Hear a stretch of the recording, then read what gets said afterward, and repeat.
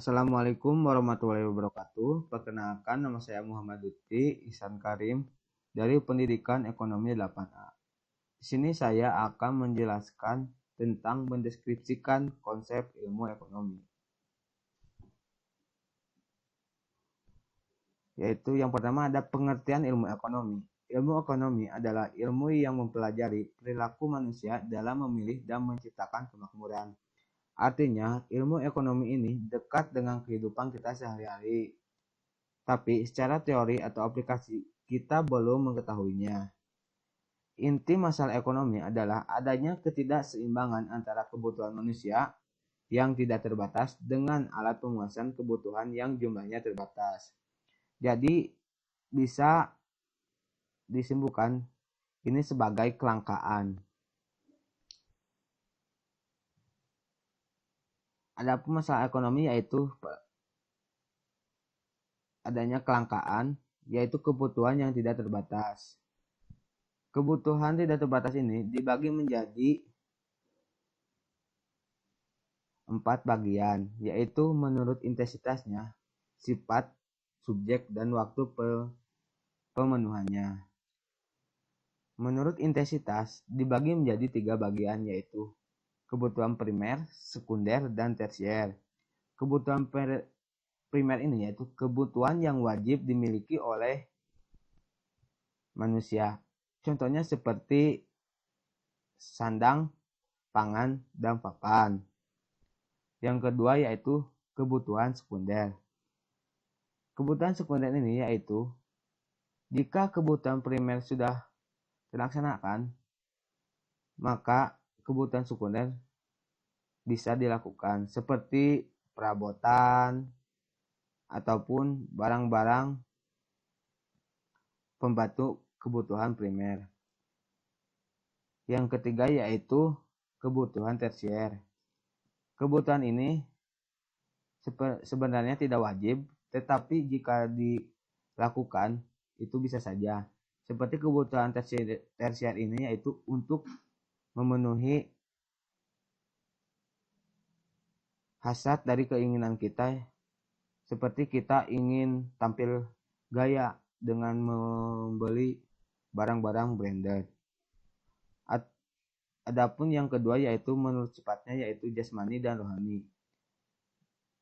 Contoh dari kebutuhan jasmani ini yaitu seperti makanan. Makanan dapat menguatkan atau mengembalikan stamina kita atau mengembalikan stamina jasmani kita. Yang kedua yaitu ada kebutuhan rohani. Kebutuhan rohani ini bisa dilakukan dengan contohnya seperti kita bisa berekreasi atau hiburan ke suatu tempat yang indah supaya bisa menenangkan hati kita atau bisa membahagiakan rohani kita. Yang ketiga ada subjek, yaitu ada 2 yaitu kebutuhan individu dan kelompok. Kebutuhan individu seperti makanan, itu makanan kita sendiri. Adapun kebutuhan kelompok yaitu seperti jalan raya yang bisa digunakan oleh semua orang, adapun tempat ibadah ataupun kendaraan umum. Yang keempat yaitu ada waktu pemenuhannya yaitu sekarang dan yang akan datang. Kebutuhan sekarang contohnya seperti kita sedang sakit dan kita membutuhkan obat sekarang juga untuk dapat bisa sembuh. Yang kedua yaitu yang akan datang. Kita menabung untuk masa depan atau untuk kita bisa kuliah di yang akan datang. Adapun alat pemuasan kebutuhan yaitu barang dan jasa. Barang dibagi menjadi beberapa bagian, yaitu yang pertama berdasarkan cara memperolehnya. Dibagi menjadi 3 bagian, yaitu barang ekonomi, barang bebas, dan barang lilit. Barang ekonomi yaitu barang yang barang yang harus mengorbankan, barang yang kita dapat tetapi harus ada pengorbanan. Seperti kita membeli tas, pasti ada pengorbanan, yaitu uang. Yang kedua, barang bebas, yaitu barang yang bisa didapatkan dengan secara bebas. Contohnya seperti udara ataupun matahari. Yang ketiga, barang lilit, yaitu barang yang jika kegunaannya terlalu banyak dapat mengakibatkan kekacauan atau kerusakan. Contohnya seperti air jika terlalu banyak bisa menyebabkan kebanjiran, ataupun seperti api jika terlalu banyak akan menyebabkan kebakaran. Yang kedua yaitu berdasarkan hubungannya dengan barang lain. Barang substitusi, yang pertama barang substitusi, dan kedua barang komplementer. Barang substitusi yaitu barang yang dapat digantikan dengan barang lain. Seperti kita nasi dapat digantikan dengan roti ataupun singkong. Yang kedua, barang komplementer yaitu barang pelengkap kegunaannya. Yang contohnya seperti bahan bakar, yaitu bisa melengkapi kendaraan supaya bisa dapat berjalan. Yang ketiga yaitu berdasarkan tujuan penggunaannya. Yang pertama barang konsumsi dan barang produksi. Barang konsumsi yaitu barang yang dapat digunakan oleh kita, tidak melalui produksi. Contohnya seperti kita membeli tas, itu tas bisa langsung digunakan, tidak perlu diproduksi lagi atau diolah lagi. Yang kedua barang produksi yaitu barang yang dapat diproduksi oleh seseorang. Contohnya mesin produksi. Dan yang keempat yaitu berdasarkan prosesnya. Yang pertama yaitu ada barang dasar, barang setengah jadi, dan barang jadi. Barang dasar yaitu barang yang belum melalui pengelolaan atau belum diproses. Seperti contohnya padi, kayu, ataupun yang lainnya. Yang kedua yaitu barang setengah jadi, yaitu barang yang sudah diproses atau sudah melalui tahap pengelolaan, tapi harus membutuhkan pengelolaan yang lebih. Contohnya seperti benang. Benang itu masih bisa dikelola dengan menjadikan baju ataupun menjadikan yang lainnya. Yang ketiga yaitu barang jadi, barang yang sudah dikelola dan sudah dapat bisa dikonsumsi oleh seseorang. Adapun kegunaan alat pemenuhan. Yang pertama yaitu kegunaan bentuk, yang kedua kegunaan waktu, yang ketiga kegunaan tempat, dan yang kelima kegunaan kepemilikan. Kegunaan bentuk ini yaitu barang yang kegunaannya bisa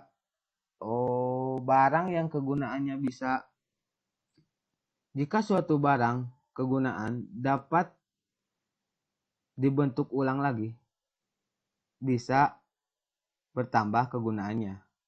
Seperti kayu yang dirubah menjadi meja, itu bisa bertambah kegunaannya.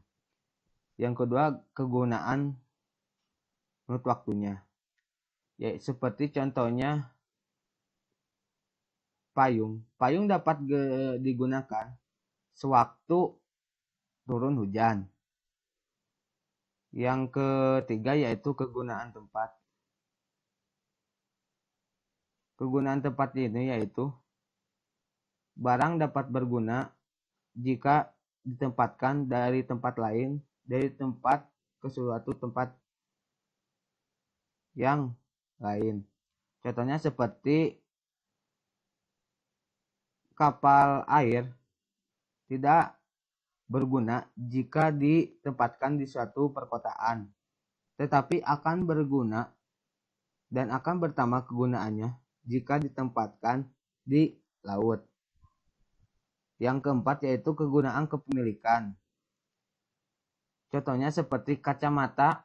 Kacamata digunakan oleh orang yang matanya kurang baik, itu dapat bertambah kegunaannya. Tetapi jika kacamata digunakan oleh orang yang matanya biasa aja, itu tidak berpengaruh apa-apa. Terus di sini ada biaya peluang. Biaya peluang adalah biaya yang muncul karena memilih satu pilihan dan meninggalkan pilihan lain. Contohnya seperti kita mempunyai uang 50.000.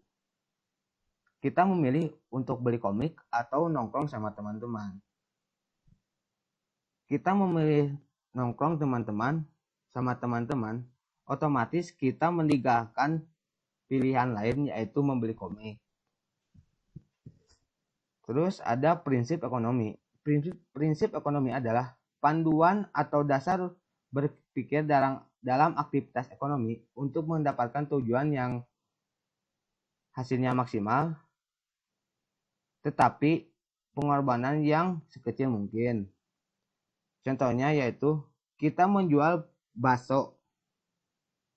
Kita ingin bakso tersebut atau produk atau output tersebut dihasilkan secara maksimal ataupun dengan cara baksonya lezat ataupun enak.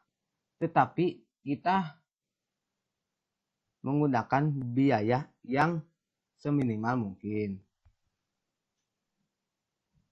Adapun prinsip ekonomi, yaitu motif ekonomi adalah alasan atau hasrat untuk memenuhi kebutuhan hidup.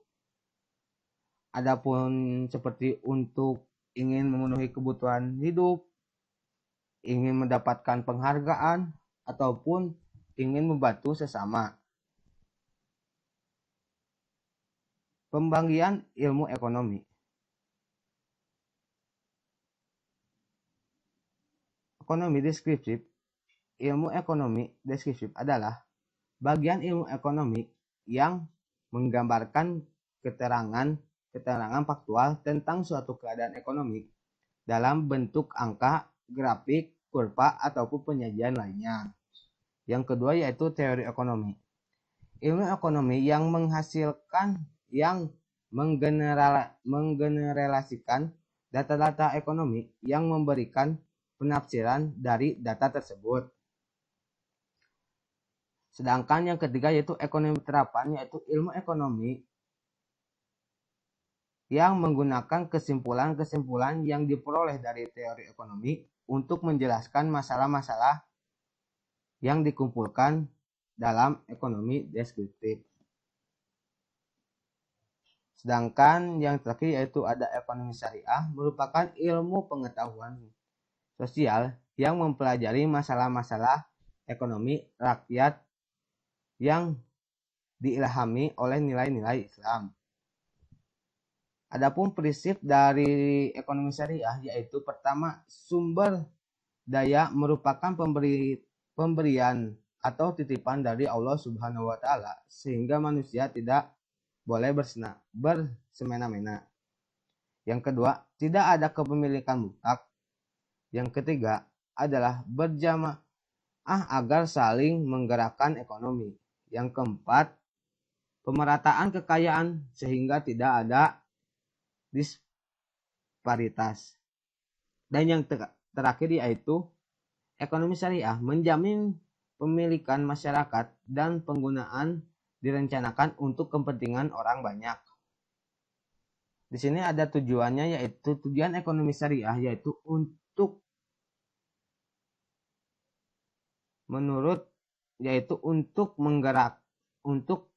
menegakkan kebebasan individu secara berlebihan, menciptakan keseimbangan makroekonomi dan ekologi, atau melemahkan solidaritas keluarga dan sosial serta ikatan moral yang terjalin di masyarakat. Yang ketiga, karakteristiknya yaitu jelas berbeda dengan ekonomi kapitalis dan sosialis. Ada 3 karakteristik, yaitu pertama, ekonomi ketuhanan, yaitu bersumber dari Allah Subhanahu wa taala. Ekonomi pertengahan adalah memiliki keseimbangan antara berbagai aspek. Cukup sekian dan terima kasih. Wassalamualaikum warahmatullahi wabarakatuh.